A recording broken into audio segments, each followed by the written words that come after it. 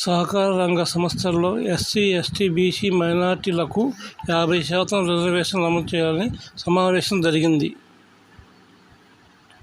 2005లో ఈ రాష్ట్ర వ్యాప్తంగా ప్రైమరీ అగ్రికల్చర్ కోఆపరేటివ్ సొసైటీ మండలాలను లెక్కలేసుకుంటే దాదాపు 2,500 ఉన్నాయి. ఆ 2,500లో ప్రతి సొసైటీకి ముగ్గురు నామినేట్ చేశారు. మేమేం చెప్తున్నాం అంటే ముగ్గురుతో కాదు 10 మంది మా కోట మాకి ఎలక్షన్ జరపాల్సిందే. దీనికోసం చేయడం కాదు అవ్వట్లేదు కాబట్టి మనం ఏం చేయాలి? న్యాయస్థానాన్ని ఆల్రెడీ చంద్రబాబు నాయుడు రిప్రజెంటేషన్ పెట్టాము, వ్యవసాయ శాఖ మంత్రి రిప్రజెంటేషన్ పెట్టాము, కమిషనర్కి కోఆపరేటివ్ సొసైటీస్ పంపించాం. 4 రోజులు దాటింది. దీని ఇంకా ఎస్సీ, ఎస్టీ, బీసీ మైనారిటీ ప్రజా సంఘటనలు బాధించింది. 4 రోజులు అయితే న్యాయస్థానాన్ని ఆశ్రయిస్తావా కలిసి లేకపోతే ఏం చేద్దాం అనేది అంశం ఆల్రెడీ కింద మనకు క్లారిటీ ఎట్లా ఉంది, అమలు చేయట్లేదు అనేది మన 30,000 పదవుల్లో 15,000 పదవులు ఎస్సీ మైనారిటీలో పోయాయి. డైరెక్టర్లుగా చిన్న చిన్న పదవుల కోసం ఈ వర్గాలు వాళ్ళ జీవితాలు రాజకీయ పార్టీ చుట్టూ పార్టీ చేసుకుంటాయి.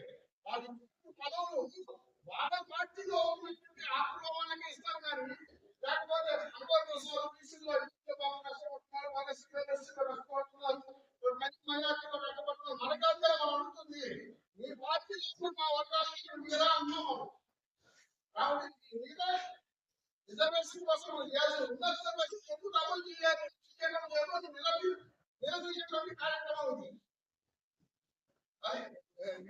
రిజర్వేషన్ ఎవరికండి రిజర్వేషన్లు కోసం ఈ రిజర్వేషన్లు ఏర్పాటు చేయబడ్డా అంటే పేదం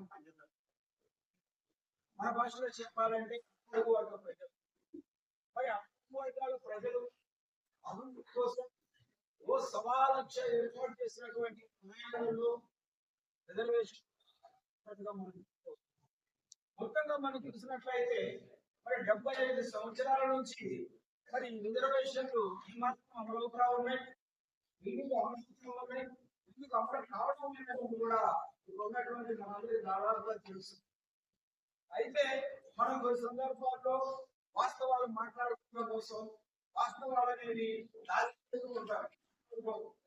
ఎందుకంటే ఏం మాట్లాడుకుంటే ఏమవుతుందని చెప్పి మనం వాస్తవాలు మాట్లాడుతాం. ఎందుకంటే చిన్న ఉదాహరణ మనం చూస్తే ఈ రోజున ఎస్సీ, ఎస్టీ, బీసీ మైనారిటీగా ఎదుగుతున్నటువంటి వాళ్ళు, ఎదిగినటువంటి వాళ్ళు ఎదగడానికి వాళ్ళ జాతులను అడ్డం పెట్టుకొని వాళ్ళ జాతులను చూపించుకొని ఆ తర్వాత వాళ్ళు ఎక్కడ పెట్టుకుంటున్నారు ఆదిపచ్చి కుల పార్టీలు వాళ్ళ సంఘంలో దూరుతా ఉన్నాయి. అప్పుడు రిజర్వేషన్ ఎలా అమలు అవుతాయి, ఏ రకంగా అమలు అవుతున్నాయి? అమలు చేయనటువంటి వాటిని పక్కన పెడితే ఆ రిజర్వేషన్లు అమలు చేయడానికి అనవాళ్ళే అక్కడ అడ్డాయి విషయాన్ని మనందరికీ తెలుసుకున్నాం. కానీ మన ఎప్పుడు మన ఎస్సీ కదా మన బీసీలే కదా అని మనము అనేక సందర్భాలు వాళ్ళని పెట్టి మనం ప్రవేశించుకొని తలుచుకొని పోతా ఉంటాం. మరి ఈ పద్ధతి రిజర్వేషన్ ఎలా ఖచ్చితంగా అమలు కాదు. వాడు ఇవ్వడు, వాడు ఎక్కడ కూడా నీకు ఇవ్వడు.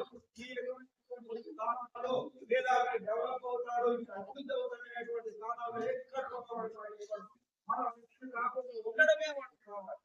ఎందుకంటే ఎప్పుడు మనం మధ్యపోతా ఉండాలా, ఉద్యోగంలో మధ్యపోతా ఉండాలా, వస్తు మాత్రమే వాటి మీద మనం ఆధారపడి ఉంటాం. అదే వాడికి కావాలి. ఆ భారత పార్టీ ఏదైనా కావచ్చు. అయితే మనం ప్రశ్నించవలసింది ఫస్ట్ ఎవరినంటే మన నుంచి వెళ్ళి వాళ్ళలో చేరి ఖచ్చితంగా మనవాడైనా సరే మనం ప్రశ్నించాలి. మనవాడైనా రోజునే ఈ యొక్క రిజర్వేషన్ కానివ్వండి ప్రతి సమస్య కూడా పరిష్కరించడానికి అవకాశం ఉంటుంది. వాడు మనోడని చెప్పేసి ఏదో మనం మాటలు చెప్పాలంటే మరి శత్రువులు వచ్చేటటువంటి వాడు ఖచ్చితంగా మనకి శత్రువు అని మనం ఎప్పుడు అనుకుంటామో అప్పుడు మాత్రం మనం పోరాటం చేయగలుగుతాం. అప్పుడు మాత్రం మనము సాధించగలుగుతాం. ఇప్పుడు పరిస్థితులు మనం గమనిస్తే రాజ్యాంగపరంగా న్యాయపరంగా మీకు రావాల్సినటువంటి హక్కుల కోసం కూడా మనం పోరాటం ఇవ్వాల్సిన పరిస్థితి వస్తా ఉంది. మరి న్యాయంగా మనకు రావాలి, ఇచ్చేయాలి. మనం అధికంగా అడగాలా, ఇంకా ఎక్కువ కావాలని మనం అడగడం లేదు. అయితే కనుక న్యాయంగా రావాల్సిన కోసం కూడా ఈరోజు మనం కొట్లాడుకోవాలని చెప్తే ఏం చేస్తా ఉన్నాడంటే మన వాళ్ళని మన మీదకి ఇస్తా ఉన్నాడు. ఈరోజు చాలా మంది బీసీ నాయకులు, ఎస్సీ నాయకులు, ఎస్టీ నాయకులు ఉదాహరణకి అవసరానికి మేమే చేస్తాం మన అందరికి ఇస్తా ఉన్నాడు. ఏం చేశాడు ఈరోజు? ఏం చేశాడు ఈరోజు? బీజేపీ ఒక మతతత్వ పార్టీ అనేటువంటి పార్టీకి ఈ రోజు ఆయన మద్దతు ఇవ్వడం జరిగింది. ఏంటి అక్కడ ప్రొఫైల్ ఏంటి? ఆ మద్దతు ఇచ్చినందు వల్ల ఈరోజు భారతదేశంలో మానవ జాతి మొత్తం కూడా అభివృద్ధి చెందిందా? గ్యారెంటీ ఎవరు వెళ్తున్నారా? మరి యానంతరపడి వచ్చినటువంటి ఆర్ఎస్ఎస్ భావజనాన్ని అర్థం చేస్తున్నటువంటి వాళ్ళు మరి అప్పటి నుంచి ఇప్పుడు ఏం అభివృద్ధి చెందిందనేది ఆలోచించకుండా ఏంటంటే కేవలం వాళ్ళ స్వార్థ ప్రయోజనం అని మనం గుర్తుతా ఉన్నారు. 4 కాయల్లో ఒక కాయ కిందిపోతే అది అట్లా ఉంచినట్టయితే 3 కాయలు కూడా కిందిపోతాయి. కాబట్టి ఆ కాయలు పక్కన తీసేస్తేనే ఈ 3 పరవంతం అవుతాయి తప్ప అదే విధంగా ఈ మహాజాతుల్లో ఉన్నటువంటి ఆ పొత్తులు ఎవరైతే ఉన్నారో వాళ్ళకన్నా వదిలేద్దాం. నిజం 30 నాడు వాళ్ళకే తెలిసింది వాళ్ళ పరిస్థితి ఏంటో, వదిలేద్దాం. మనం ఏం చేయాలంటే ప్రశ్నించినప్పుడు కూడా ఎప్పుడైతే మనం ప్రశ్నించగలుగుతామో అప్పుడు రిజర్వేషన్లను అదేవిధంగా మనకి అభివృద్ధి కోసం ప్రతి ఒక్క పథకాన్ని సాధించుకోవాలన్నటువంటి అవసరం అవకాశం కూడా మనకు చూస్తా ఉన్నాం. అలాగే మరి రోజు బీసీల ఉద్యమం మరి కరీంనగర్ పెట్టి సహజంగా ఒక నానుడిగా ఎవరు ఒప్పుకోకపోయినా ఈరోజు బీసీలకు సమస్య వస్తే బీసీలు తీసుకుంటా ఉన్నారు, ఎస్సీలకు సమస్య వస్తే ఎస్సీలకు తీసుకుంటా ఉన్నారు, ముస్లిం సమస్య వస్తే ముస్లింలకు తీసుకుంటా ఉన్నారు. అక్కడ ఐక్యత లేదు, మాట ఉంటుంది తప్ప ఆచరణ ఎక్కడ కూడా కనబడతా ఉంటారు. అంటే చాలా ముస్లిం మందిని పిలిచారా లేదా, మనం వచ్చామా లేదా, మరి ఎందుకు సాధ్యం కాదా? ఇది సాధ్యమైనప్పుడు అది కాదు. అంటే దీంట్లోనే మనం అర్థం చేసుకోవాల్సినటువంటి ఆలోచన ఏంటంటే ఉన్నటువంటి వాళ్ళ చైతన్యాన్ని మనం ఐక్యత దిశగా పోరాడేటువంటి చైతన్యాన్ని మనము పెంపొందించాలి. ఐక్యత లేకపోతే ఇప్పుడున్నటువంటి పరిస్థితుల్లో ఖచ్చితంగా పాలకులు ఏం చేస్తా ఉన్నారంటే ఎవరైతే బలమైనటువంటి విజయం వస్తుందో ఆ ఉద్యమాన్ని అణిచేస్తా ఉన్నారు. ఎందుకంటే మిగతా బలహీనమైనటువంటి వాళ్ళు ముందుకు రాకుండా ఉండడం. మరి ఏంటి దీన్ని ప్రజాస్వామ్యం అని మనం అందామా? ఈ యొక్క రాజ్యాంగ నిపుణుడు డాక్టర్ బిఆర్ అంబేద్కర్ చెప్పాడు, 3 మొక్కల్లో చెప్పాడు, యునైటెడ్ ఆర్గనైజ్ యాజిటేట్ ఈ దేశంలో భోజనం ఉండాలి 50%, బీసీ ఎస్సీ ఎస్టీ ముస్లిం మైనార్టీలు వీళ్ళకు పాలకులు దూరంగా ఉండాలి. యాచన ద్వారా వాళ్ళని 40% ఇవ్వండి, 30% ఇవ్వండి అని అడుక్కొని అక్కడ ఉన్నటువంటి ఆ పార్టీలో ఉన్నటువంటి దబ్బేదారులు చంద్రబాబు చెప్పాడు 30 ఇస్తాను, 30 మేము అక్షరం ఎదుర్కొస్తున్నాను, 24 మేము అక్షరం ఎదుర్కొస్తున్నాం. వీడు వ్యక్తిగత ప్రయోజనం కోసం, వీడు రాజకీయ ప్రయోజనం కోసం వీడు బీసీ సంఘాలు పెట్టి, ఎస్సీ సంఘాలు పెట్టి, ముస్లిం మైనార్టీ సంఘాలు పెట్టి ఈ యొక్క జాతుల్ని అక్కడ ఆధిపత్య కుల రాజకీయ పార్టీలకి తాకట్టు పెట్టి తబేదారులుగా ఉన్నారు. వాళ్ళు నిజమైనటువంటి శత్రువులు మనకి. ఇవాళ రాజ్యాంగంలో మన యొక్క హక్కుల్ని, మన ప్రయోజనాల్ని కాపాడే విధంగా రాజ్యాంగ హక్కులు ఆదేశ సూత్రాలు ఉంటే వాటిని ధ్వంసం చేస్తా ఉన్నారు ఆధిపత్య కుల అక్రమణ మనువాద రాజకీయ పార్టీలు. దానితో వాడతో మనకు అర్థమవుతా ఉన్నారు. ఏం చేశారు? 34 ఇస్తా అన్నాడు చంద్రబాబు. ఎప్పుడు ఇస్తాడు? ఏంటంటే 34 నువ్వు 34 ఇస్తే అక్కడ 42 తెలంగాణ ఇస్తే రాజ్యాంగం 50% దాటకూడదని ఎన్టీ రామారావు టైం నుంచి 76 సంవత్సరాలు జరుగుతుంది. మేము ఇస్తున్నాం ఎస్సీల ప్రయోజనం కోసం, బీసీల అభివృద్ధి కోసం, అభ్యున్నత కోసం మా పార్టీని ఏర్పడితే చెబుతా.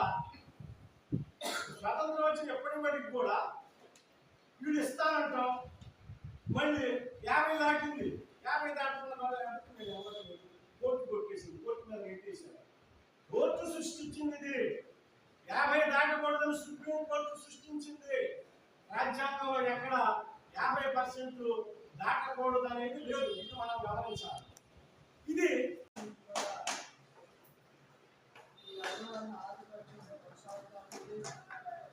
అయితే 1912లో సహకార రంగంలోకి ఈ భూ సంఘాలను తీసుకురావడం జరిగింది.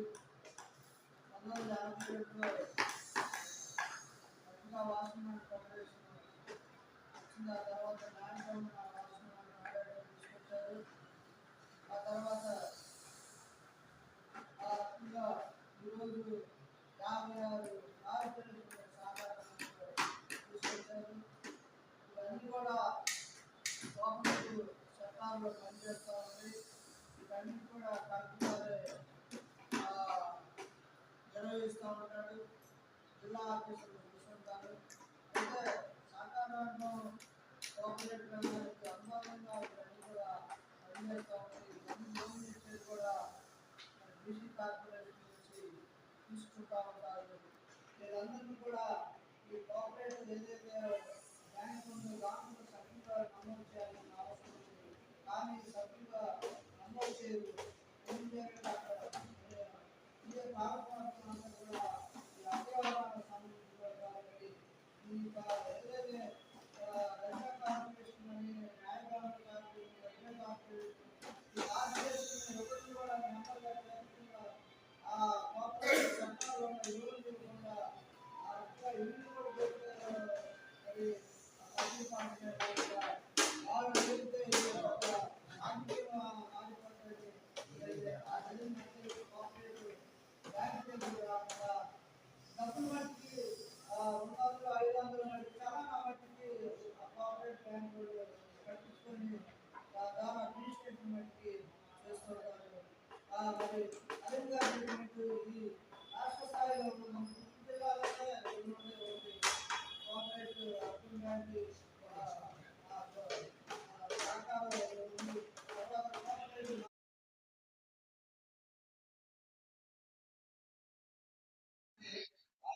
బలం ఉండాలి, కావాలి. క్వాలిఫికేషన్ అంటే ఎవరు ఆటలా మీకు తెలుసు. దానికి తెలుగు సమాజంలో ఎన్ని రుగ్మతలు ఉన్నాయో అలాంటి సమాజంలో స్ఫూర్తి ఉంది. సంఘం ఏదో చేయాలి, ఈ సంఘం ఏదో చేయాలి, ఏదో చేయాలి, విష్ణుడు ఏదో చేయాలి. అదే ఎటువంటి పచ్చ జెండా కానీ 3 రంగుల జెండా కానీ ఇంకో జెండా కానీ స్వచ్ఛంగా ఏదో ఒకటి మార్పు తీసుకురావాలి. మార్పుకు మనం కూడా ముందు వేయాలి, కావాలి. ఈ విషయంలో కూడా ముస్లిం సంఘాలు, మైనార్టీ సంఘాలు, బ్యాంక్ అందరూ మేమందరూ సహకరిస్తామని ఎస్సీ ఎస్టీ బీసీ మైనార్టీ సంఘాలు ఏ ఉద్యోగంలో ఉంటామని అవకాశం